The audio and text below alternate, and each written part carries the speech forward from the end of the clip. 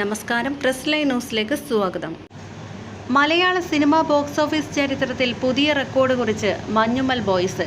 ആഗോളതലത്തിൽ ചിത്രം 176 കോടി നേടി. മലയാളത്തിലെ ഏറ്റവും കൂടുതൽ പണം വാരിയ മലയാള സിനിമകളിൽ ഒന്നാം സ്ഥാനത്തെത്തിയിരിക്കുകയാണ് മഞ്ഞുമൽ ബോയ്സ്.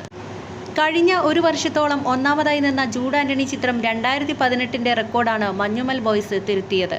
ആഗോള ബോക്സ് ഓഫീസിൽ 175 കോടിയായിരുന്നു 2018 കളക്ഷൻ. 21 ദിവസം കൊണ്ടാണ് മഞ്ഞുമൽ ബോയ്സ് മലയാളത്തിലെ എക്കാലത്തെയും ഉയർന്ന ഗ്രോസറായി മാറിയിരിക്കുന്നത്. പുലിമുരുകൻ, ലൂസിഫർ, പ്രേമലു എന്നീ ചിത്രങ്ങളാണ് ടോപ്പ് 5-ലുള്ള മികച്ച കളക്ഷൻ നേടിയ സിനിമകൾ.